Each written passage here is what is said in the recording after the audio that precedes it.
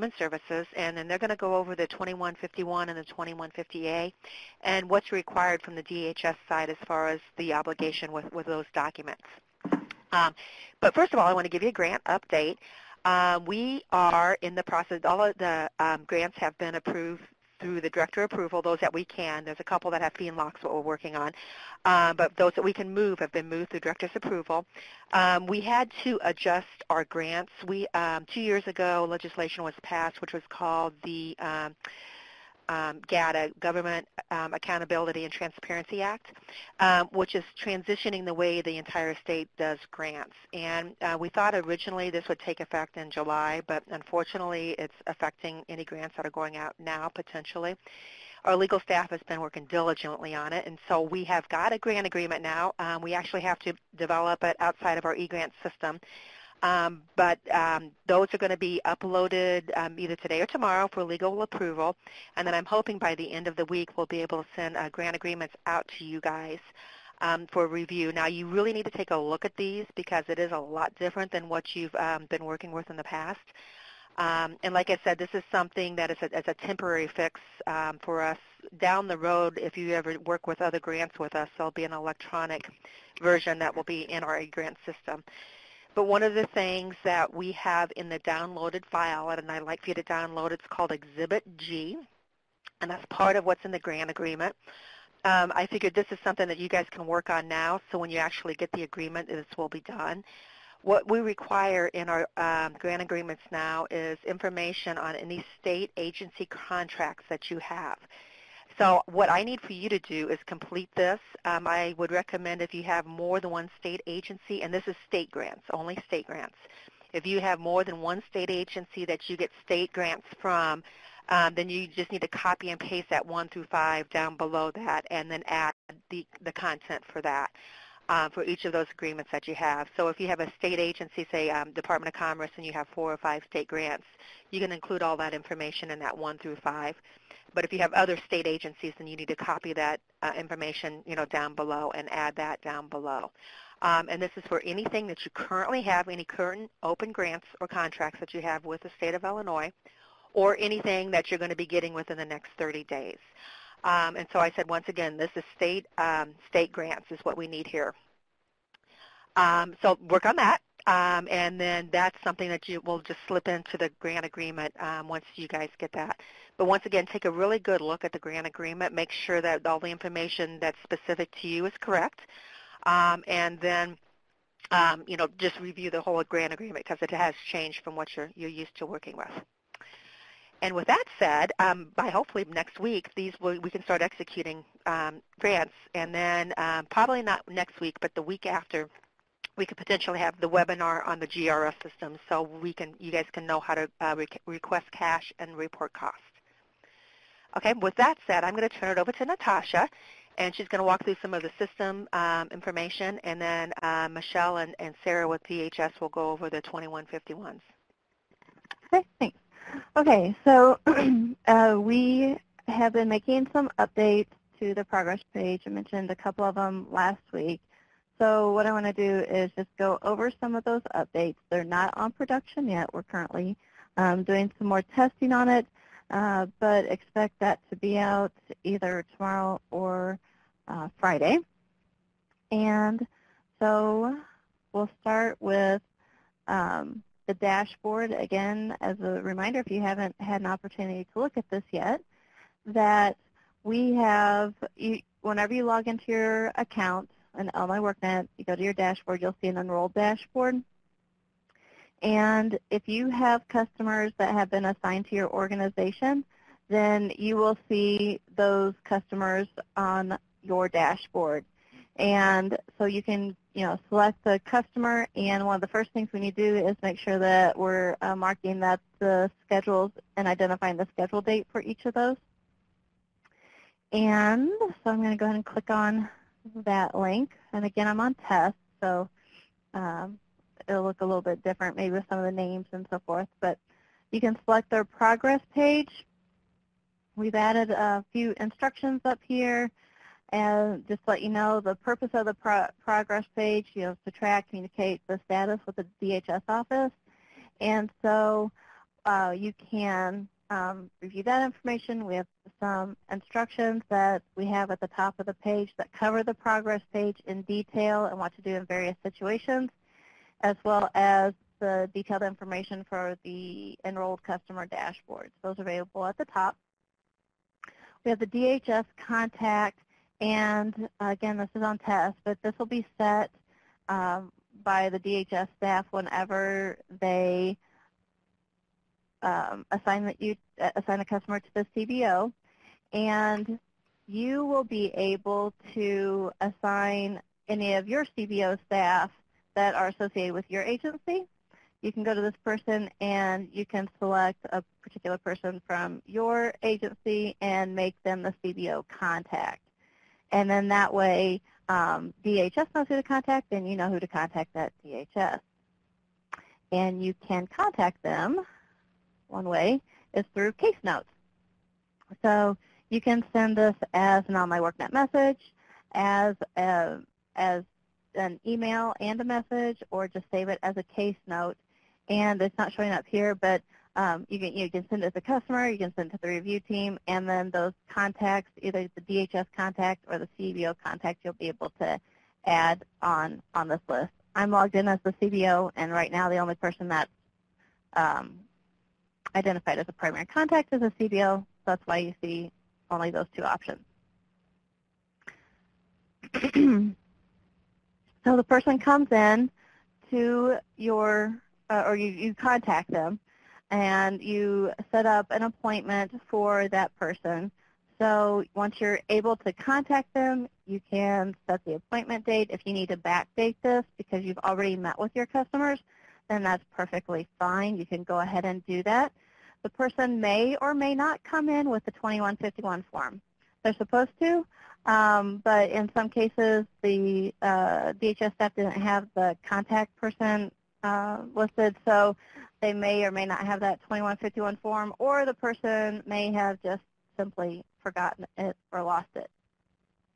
But no fear, you can download the 2151 form from your computer, from this person, and whenever I open up the 2151 form for this person, it pre-populates the 2151 form. And so I'd like to turn it over to the DHS staff so they can, help us with better understanding what information needs to be completed, what the expectation is, and then this will provide you with an opportunity to ask any questions. And so with that, I'm going to go ahead and turn it over.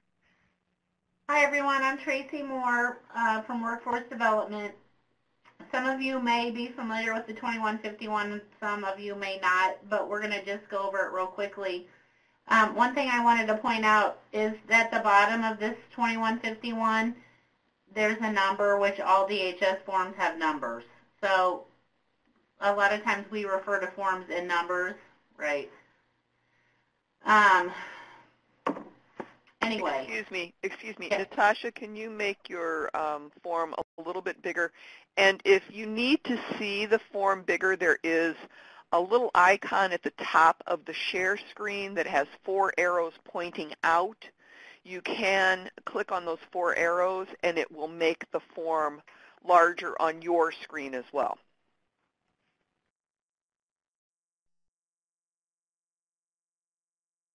Okay. The 2151 is a form used to make, monitor, and document a referral for services to another agency, in this case, the EPIC program.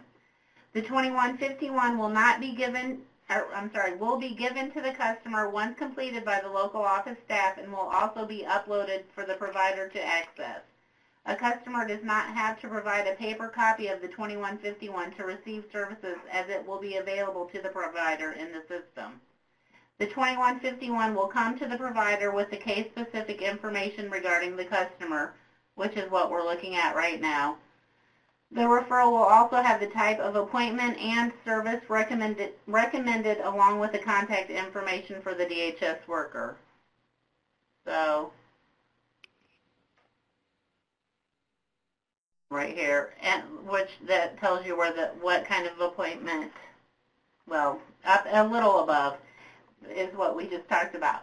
Within 48 hours of the initial scheduled appointment with the customer, the provider is expected to complete the top of the page 2 of the 2151, which is what we see now. This section includes the date of the client assessment, no contact from the customer, etc. Once this portion of the 2151 has been completed by the provider, it needs uploaded for the local office to access. And then the release of information at the bottom of this 2151 will be completed with the customer at the local office. This release is good for 1 year from the time of the referral unless it's revoked by the customer in writing.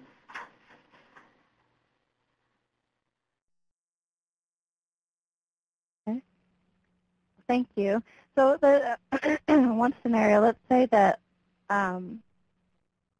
well, okay, so if the person doesn't come, one of the things that, if I'm hearing you correctly, if they do fill out this form, we just need to add in an area. Actually,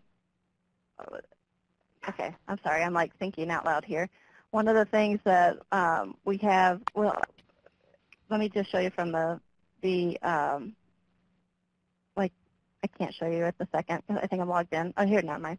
Okay, so one of the things we'll add, right now we just have it as a download referral form with all the information saved, but we can add that, upload the 2151 form to this page for the DHS staff. So in the event that a person has to have a signed copy of that referral form, then we'll go ahead and have that available for you. So currently what's out there, what will be released this week, is that you can click on and download the form that's pre-filled with the information that we currently have in the system, and then you can fill that out.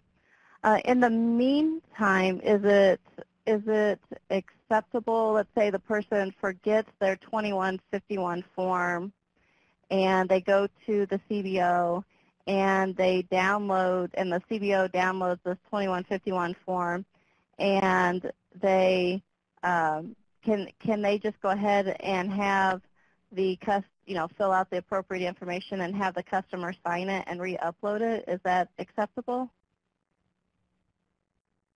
The form only needs to be signed if those providers, if that information needs to be completed.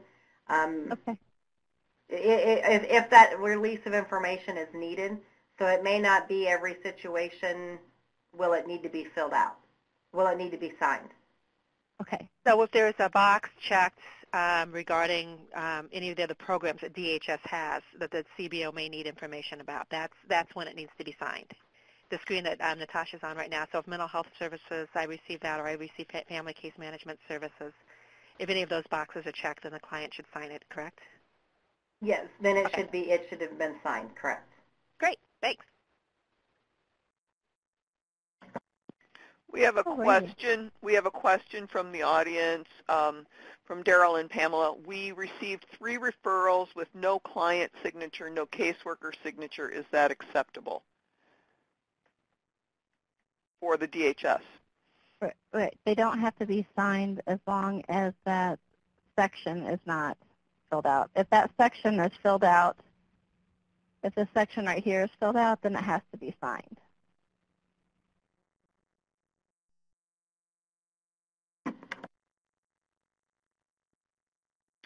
Oh, for the additional offices.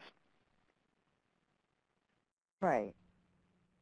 And Michelle, correct me if I'm wrong, if they're at the CBO and they determine they need this information, they can fill it out at the CBO office, and then the client can sign that sitting there with them, and then that would be uploaded into the file, so then if the CBO needed any other documentation, then that's in the file as approval. Correct. Okay. Okay, great. Okay. Well, Dee will go ahead and collect any questions that you have, so you can go ahead and keep putting them in there. So I'm going to go ahead and go through some of the other things that we're working on. Okay, so that's the situation where, you entered your date and saved it, and then you can upload the 2151 form. Let's say that they didn't show up for their appointment. you can mark them as not showing up for their appointment, and then that will populate in to the dashboard as them not showing up for their appointment, and then the DHS staff will know that they can easily access that list of people who didn't show up for their first appointment. But what we still want you to do is remember, these people are in our treatment group. We have to do everything we possibly can to make them a successful outcome for this. So we want to keep that, keep contacting them to, to try to get them into the training program or in employment-only services, whatever the case may be. And remember, you can use this case note up here that says, I tried to contact them. I've tried to contact them again. And, I want it to send, directly to the DHS primary contact so that you can have it sent as an email and as a message. You can make a note of it in the case notes. But do use that case note section as a tool to, again, we want to do everything we possibly can to make sure that this person is successful. And so we keep trying, and they're just not engaging. The only other thing I can do at that point, I guess, is recommend sanction. And you can set that as a status. And then what you'll need to do, it tells you right here, recommending sanction, you need to upload your 2151A form. And so you would just come down here, download it, fill it out, upload the form, and we'll take a look at that in just a moment. But that's your process for, at the very top, for setting up and providing feedback on that initial appointment. We're just going to say this person was scheduled and all is good. And let me go ahead and let me just select a form that I already have completed. So we'll do this one. You can make a note, whatever you want to say. Maybe it's, I don't know, they came in, very excited or something like that. Something, whatever, positive notes, whatever you want to put in there to let them know a little bit more about that particular meeting. That would be great. At that point in time, you can enroll them into the training program. So they're going to default to not as enrolled, and they're going to default to whatever the DHS staff had originally recommended them for and assigned them to your organization. So, you do your initial assessment. You determine if warehouse and stock clerk is appropriate for that person. For whatever reason you deem necessary, you can change it to a different program. But what you need to do is go ahead and enroll them. If you want to move them to culinary arts, that's perfectly fine. You can do that, but you need to enroll them. And so let's say that maybe they're not starting directly into the culinary arts program tomorrow. Maybe they need to, work on, I don't know, some adult ed classes or bridge program, or, maybe they need to do a little bit more with their substance abuse, be clean for 30 days, whatever the case may be, in order to get in this program.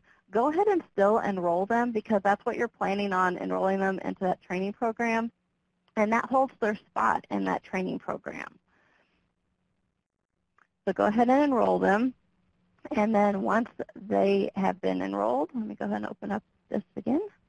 Then you can see that my person has moved down to appointment complete and enrollment has been verified. So we're still up here in the 2151 section. We're just now getting them enrolled. So this is the initial piece of it.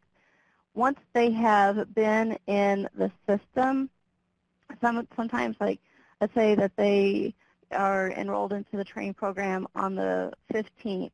You don't have to do a 2151A for them right away. What you would do is you would provide their monthly progress between the 1st and the 5th of each month.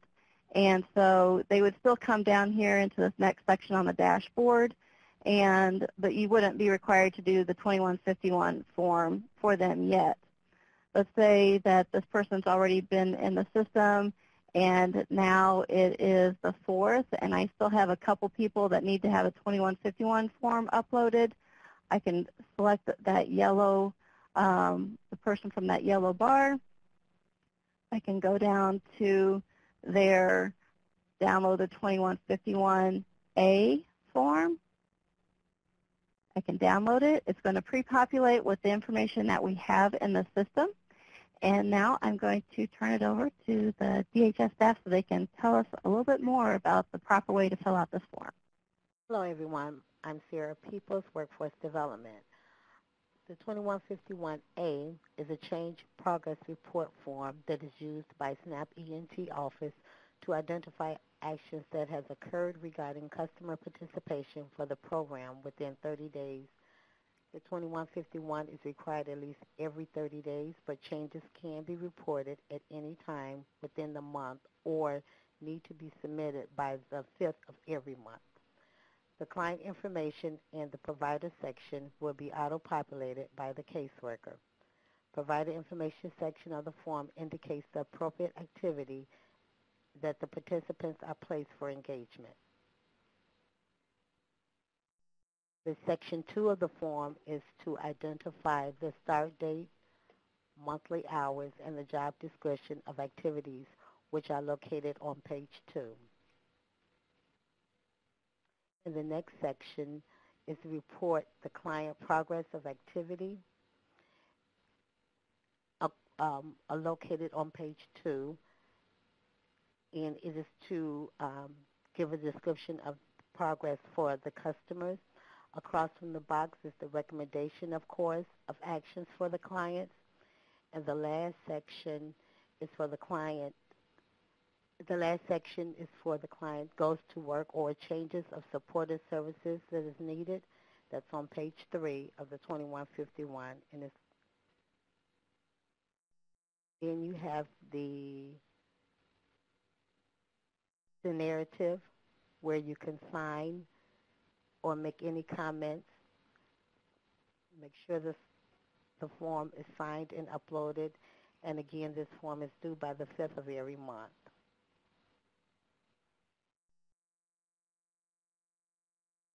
Okay, so for the signature, is there any type of electronic state required signature that's required, or is it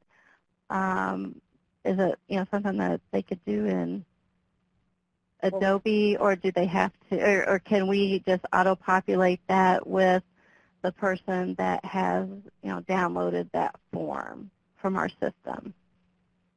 Well, we were just discussing that. I'm not sure if there's any electronic signature that can be added at this time, or will they have to upload? I'm not sure.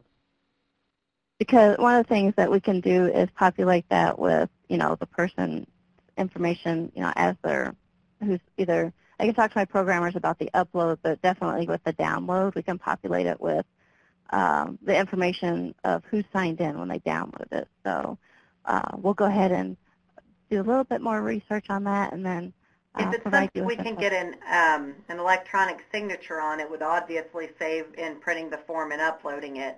But if not, then we would have to check in to make sure that whether the signature has to be on there or not. Okay, great. Yep. We'll get you an update on that. But in the meantime, you can go ahead and continue to upload your 2151As as needed. And one of the things that we are checking on when you upload this, there's a couple important notes. One, the system is going to use this information to populate your enrolled dashboard for your customers. And it's going to update each month. So as of the first of the month, it's going to update to the current month. And so we ask that you upload your updated 2151 forms between the 1st and the 5th of each month, and that will give it plenty of time to allow the DHS caseworkers to review them as needed. Plus, you can upload a 2151 form that's a change in activity. You can upload that at any time. That's a 2151A. Yes. Oh, yes. Thank you. Yep. 2151A. Yes, you can do that. And what it's going to do is it's going to check when you upload this. You need to update the document using Adobe, an Adobe Reader. And we have the link on the page. If you don't have it, you can download it. And so you update it in Adobe Reader, and then it'll check to see if we have situation worse, substantial progress. What we do, it's going to check for only one of these items. So if you have multiple items selected, you're going to get an error message. So you select one, we're going to say acceptable progress. And so when we upload this document into Illinois WorkNet, it's going to update your enrolled dashboard to show that this person has, your client's progress is within the acceptable progress section. Now, what it's also going to check for is this recommended course of action for the client. So if you say, well, I'm going to recommend sanction, what it's going to do is put up a big red flag that says, whoa, this person's been recommended for action. I'm going to put you directly, I'm going to bypass acceptable progress, and I'm going to put you directly into, let me go ahead and go to my dashboard. I'm going to put you directly into this DHS review recommend sanction, okay? It's going to totally bypass anything up here. And what it's also going to do is it's going to send a message to an email and my WorkNet message to the DHS staff that has access to that customer. So they'll know, immediately when a person has been recommended for sanction. Now, if you do that and you're like, oh, crud, I didn't really mean to do that. It's okay. Don't worry. You can simply re-upload, take that form, remove the recommended sanction, and you can put a little note in here that says, oops, I accidentally clicked this. You can disregard the recommend sanction. That's what use this note form here. You can use that in there. Another thing you can do is you can also put a case note in here that says, hey, I accidentally marked it as recommend sanction. That's not the case. I re-uploaded the 2151A form, and so, you can disregard the previous message, or you can still take a look at the customer's updated information. So that's available in this 2151A form. So whenever you use that, whatever the latest version is of this form that you update and you put into the system, that is what is going to populate the enrolled dashboard. So again, if you make a mistake, don't worry. It's all good. We'll move on and everything will be just fine. You can just re-upload it and it'll put the person in the appropriate section within this dashboard. This right here, these sections are primarily for the CBO, but yet it still provides an opportunity for the DHS caseworkers to easily see where people are in the progress. And but we did color code them and give them the little action as needed, because we do want to do, we just can't stress enough that we want to do everything that we possibly can. We know that this is a tough population sometimes, and they have barriers. That's why they're in this situation. And so whatever we can do to, just keep them on track and get them moving, through the training program and have positive experiences, that's what we want to do. That's another way, just so you can easily see in your dashboard at any given time each month where people are in the process. Okay.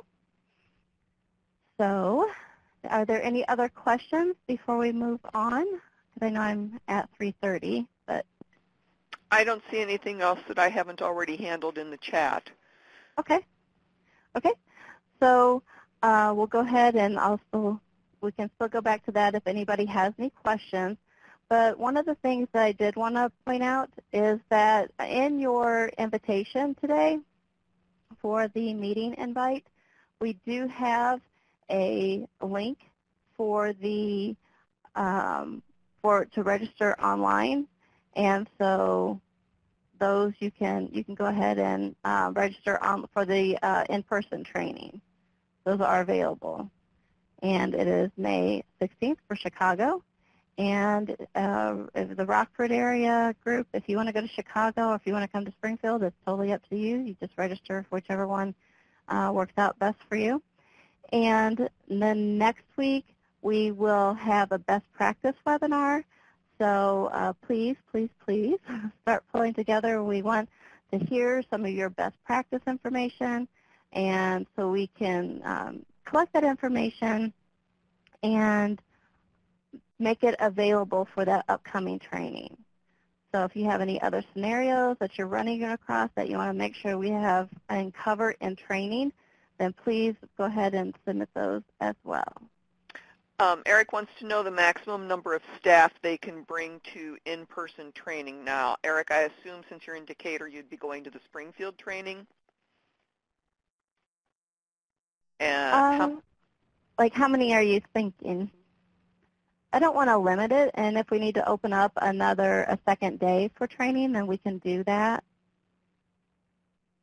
What I do ask is that we do have a limited number of laptops available in Springfield, and so I would like to, especially if you can bring your own laptop, then that would be great.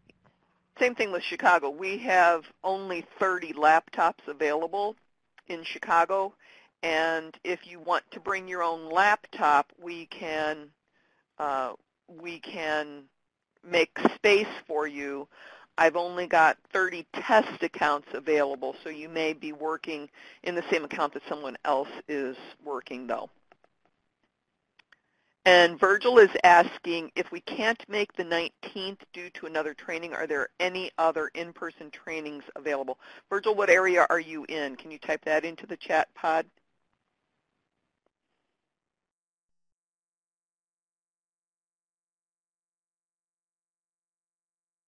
Peoria. Okay. We might be able to, I come down to Peoria, so I might be able to do something down that way for people that can't make it to Springfield. So far we have the 19th and the 16th set up. If there's a need for additional training sessions, then we can set that up. The date scheduled for Chicago is May 16th, Daryl and Pamela. May 19th is in Springfield. And as we progress, too, we'll be breaking the system down in components, too, and doing webinars on. So if there's specific areas of, that's confusing to people, just let us know, and we can always generate a webinar targeting specific areas of the system. But I want to stress that, we are rolling. The grants are going to be coming out. I mean, if you have clients, start doing your scheduling and get them enrolled. We are getting some enrolled. I know the CARE doesn't have anything referred yet. It has been a slow progress starting, but Chicago is doing 2 orientations, one on Tuesdays and one on Thursdays now. And that may be here soon that we're going to have to double up and do 2 orientations on Tuesday and 2 on Thursday. So the ball is rolling. So just keep an eye on your dashboard. Start getting these clients in and scheduled, and the grants will be out. We've been working really diligently on that, and my legal staff has been amazing to help us get this moving. So money will be in the field here. Oh, I do have one other thing, just to kind of give you a heads up. We also added under training programs where you can select a training program contact for each of these training programs. And so Lydia will be reaching out to each of you to identify that training program contact. Now, again, reminder, this is in test, but it will be out in production this week. So if you want to go ahead and go in there and do that yourself, you're more than welcome to do that. But if we don't see a contact in there, then Lydia will be reaching out to you. And to get to this, just as a reminder, you go to Resources, click on Training Programs, and for whatever area that you have for your training program you have access to, you click on the link, and you can click Edit. So you can have different primary contacts for each of these training programs. And how we get these people in here, these are people that have an Illinois WorkNet account that have been Natasha, specifically, yes. That's not on the screen. I didn't know if you wanted them to see that. Oh my goodness. Sorry about that. I was just been talking away. Thank you. I didn't even realize it. You were just so passionate about it, Natasha, that you...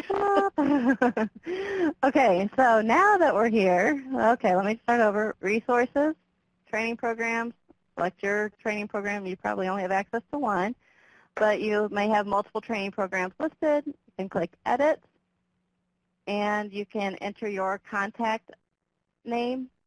Again, the way that we have these contacts in here, it's the excuse me, person has an Illinois WorkNet account. They've been given access to EPIC as a CBO staff person, and they've been connected with your specific training, your agency. And so that's how we get this list of program contacts here. So if you need to add a person, then you can send us the information at epic@illinoisworknet.com, and we can get those people access. And like I said, if we, Lydia will be following up on this. So this tool right here will be available this week. And that's all I have for today. The people do need to have an Illinois WorkNet account, so before you send us the message asking them to be added to your organization, make sure that they've gone to Illinois WorkNet and created an Illinois WorkNet account. Yes.